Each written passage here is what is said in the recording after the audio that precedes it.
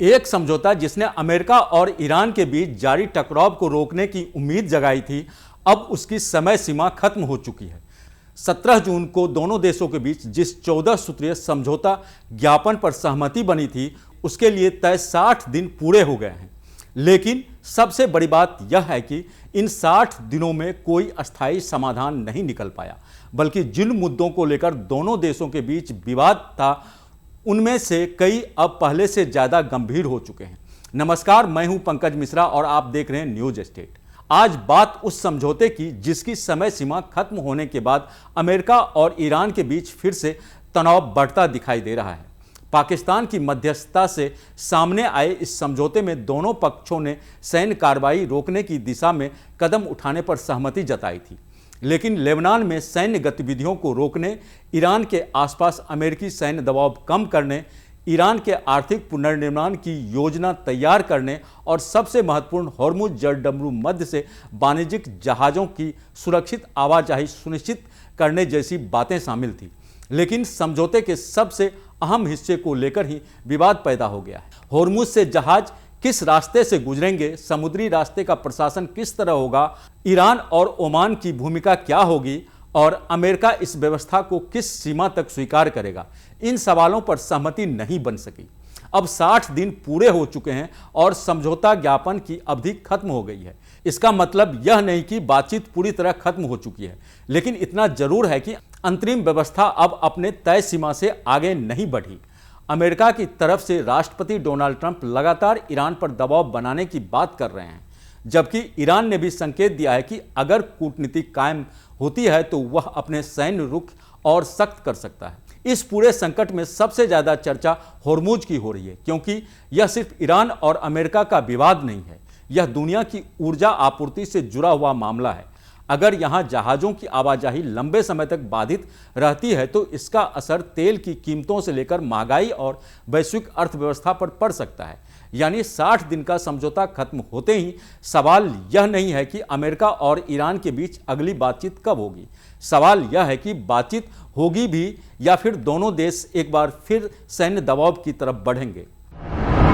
Hormuz पर क्यों अटका पूरा खेल? अब समझिए कि आखिर हॉर्मुज को लेकर इतना बड़ा विवाद क्यों है। हॉर्मुज जलडमरू मध्य फारस की खाड़ी को ओमान की खाड़ी और आगे अरब सागर से जोड़ता है।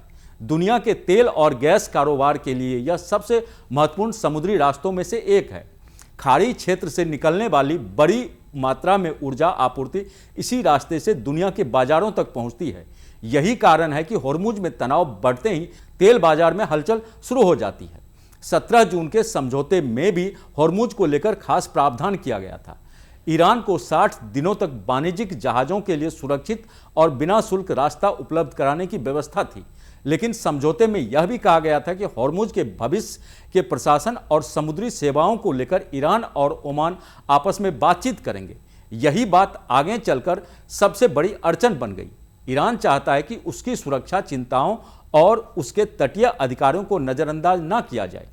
ओमान अपनी समुद्री सीमा और रणनीतिक स्थिति के मुताबिक रास्ते को लेकर बातचीत कर रहा है। दूसरी तरफ अमेरिका चाहता है कि हॉर्मुज में ऐसी व्यवस्था बने जिससे ईरान समुद्री रास्ते को अपने रणनीतिक दबाव के साधन के रूप में इस्तेमाल न कर सके। अब ईरान के विदेश मंत्रालय के प्रवक्ता ने सोमवार को दावा किया कि ईरान और ओमान के बीच हॉर्मुज से जहाज़ों की आवाजाही के रास्ते के नक्शे को लेकर समझ बन गई है। हालांकि उन्हें पूरी व्यवस्था का विस्तृत ब्यौरा नहीं दिया। सामने आई जानकारी के मुताबिक प्रस्तावित व्यवस्था में जहाज ईरान की तरफ से हॉर्मुज में प्रवेश करेंगे और ओमान की तरफ से बाहर निकलेंगे। अगर यह व्यवस्था लागू होती है तो समुद्री यातायात को फिर से सामान्य बनाने का रास्ता खुल सकता है, लेकिन समस्या यह है कि अमेरिका इस पूरी प्रक्रिया को किस नज़र से देखता है।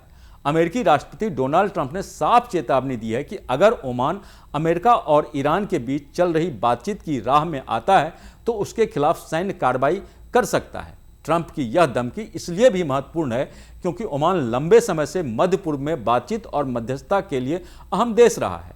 अगर ओमान सीधे अमेरिकी दबाव में आता है तो ईरान के साथ उसकी बातचीत प्रभावित हो सकती है। दूसरी तरफ अगर ओमान ईरान के साथ अपने स्तर पर समुद्री रास्ते को लेकर समझौता आगे बढ़ाता है तो अमेरिका के साथ उसके संबंधों में तनाव पैदा हो सकता है।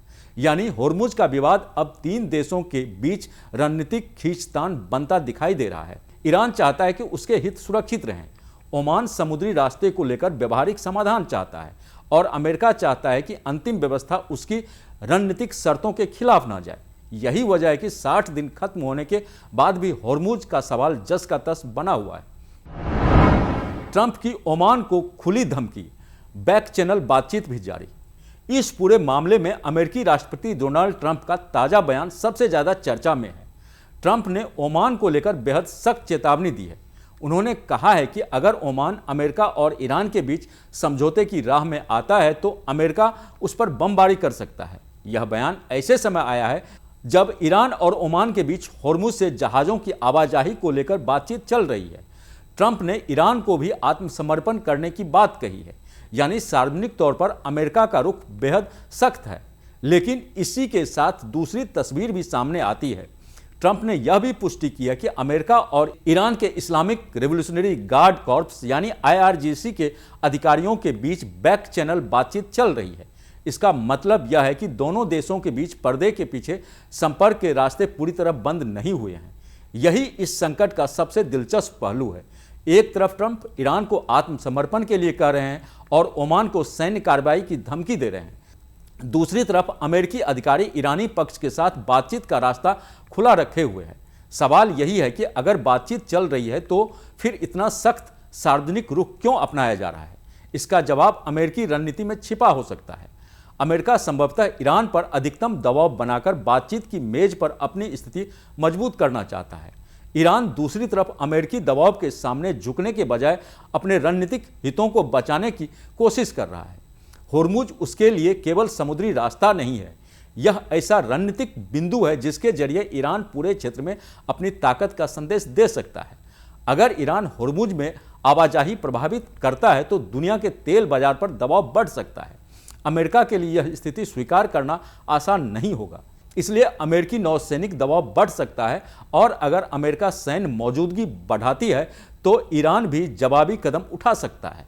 यही वह स्थिति है जिससे एक छोटी घटना बड़े सैन्य टकराव में बदल सकती है। ओमान के लिए चुनौती और भी बड़ी है। उसे एक तरफ ईरान के साथ बातचीत जारी रखनी है, दूसरी तरफ अमेरिका के साथ अपने रणनीतिक संबंधों को भी बनाए रखना है। अगर ओमान दोनों के बीच संतुलन बनाने में सफल रहता है तो वह समाधान की दिशा में अहम भूमिका निभा सकता है। लेकिन अगर अमेरिका और ओमान के बीच तनाव बढ़ता है तो पूरा मध्यस्थता तंत्र कमजोर पड़ सकता है। यही वजह है कि ट्रंप की धमकी को केवल बयानबाजी मानकर नज़रअंदाज करना आसान नहीं होगा। यह बयान दिखाता है कि अमेरिका होर्मुज को लेकर कितना गंभीर है और वह किसी तीसरे पक्ष को अपनी रणनीतिक शर्तों के खिलाफ जाने देना नहीं चाहता। अब देखना होगा कि ट्रंप की अगली रणनीति क्या होती है। ईरान कितना पीछे हटता है, ओमान अपनी मध्यस्थता कैसे आगे बढ़ाता है और सबसे अहम होर्मुज से जहाज़ों की आवाजाही कब सामान्य होती है, क्योंकि इस समय पूरी दुनिया की नज़र सिर्फ तेहरान और वाशिंगटन पर नहीं है बल्कि होर्मुज के उस संकरे समुद्री रास्ते पर है जहां से गुजरने वाला हर जहाज वैश्विक अर्थव्यवस्था के लिए महत्वपूर्ण है। इस खबर पर आपकी क्या राय है, हमें जरूर बताएं। अगर आपको हमारा यह वीडियो बढ़िया लगा तो इसे लाइक और शेयर जरूर करें। साथ ही साथ हमारे चैनल न्यूज स्टेट को सब्सक्राइब करना ना भूलें ताकि देश दुनिया की तमाम अपडेटेड खबर समय पर आपके पास जल्द से जल्द पहुंच सके। धन्यवाद।